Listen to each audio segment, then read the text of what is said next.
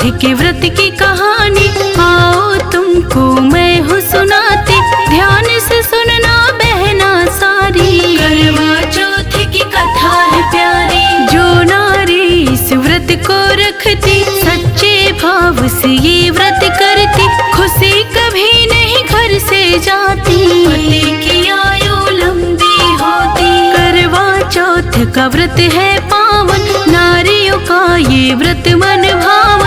इस दिन सब सज धज कर नारी, पूजा मिलकर करती सारी। पत्नी करती 16 श्रृंगार, पति से वो लेती उपहार, रात में चांद को अर्घ देती, इसके बाद ही भोजन लेती। कार्तिक माह के कृष्ण पक्ष में करवा चौथ का व्रत है आता, चतुर्थी के दिन व्रत सब करती, गौरी माता का पूजन करती। करवा चौथ के व्रत की कहानी आओ सुनाऊं अपनी जुबानी, तुमको कहानी सुनाऊं बहुत पुरानी है ये बात। एक सेठ के पुत्र थे सात, रहते थे सब एक ही साथ, सातों की एक प्यारी बहना, उस बहना का नाम था करवा। पावन व्रत आया इस दिन का,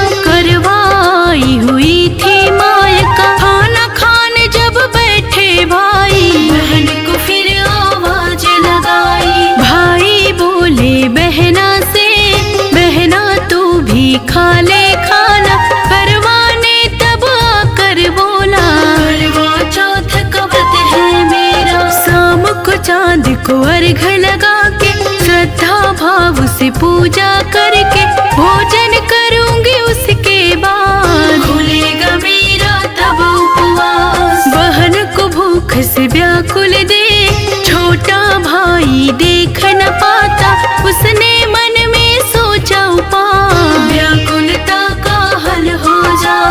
थोड़ी दूर पे उसने जाकर एक पीपल के वृक्ष के ऊपर दीपक एक जलाया था, चांद के जैसा वो दिखता।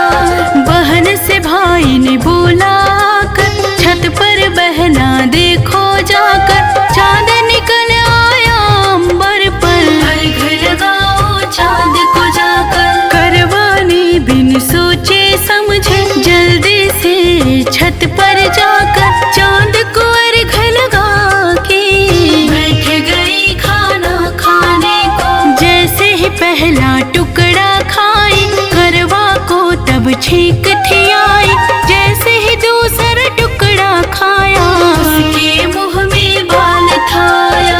तीसरा टुकड़ा जैसे ही खाई, पति की मृत्यु की खबर थी आई, बिलख बिलख कर रोने लगी वो, अपना धीरज खोने लगी वो। भाभीयों ने उसको बतलाया, व्रत का नियम नहीं निभाया, जिसको उसने समझा चांद, भाई ने दीपक था जलाया। करवाने तब किया ये प्रण, अपने दोष का करो निवारण, अंतिम संस्कार नहीं करूंगी, पुनः दिलाऊंगी उनको जीवन। लेकर वो मन में विश्वास, बैठ गई थी लाश के पास, धीरे धीरे बीता समय, लाश में सोई से उगी थी घास। तोड़ तोड़ कर लाश से घास रखने लगी वो अपने पास। 1 साल जब बीत गया, करवा चौथ का व्रत आया, उसकी सारी भाभीयों ने पुनः रखा ये पावन व्रत, अपनी ननद से आशीर्वाद लेने आई सब। पहली भाभी मिलने आई, करवाने ये अर्ज लगाई, यम सुई ले लो पिया सुई दे दो, भाभी सुहागन मुझे भी कर दो। पहली भाभी का था कहना, मैं नहीं कर सारी ये बहना, दूसरी आए तो उससे कहना, उससे अपनी प्रार्थना करना। दूसरी भाभी जब थी आई, करवाने यही अर्जी लगाई, अगली आए उससे कहना, दूसरी ने यही बात बताई। तीसरी आई, चौथी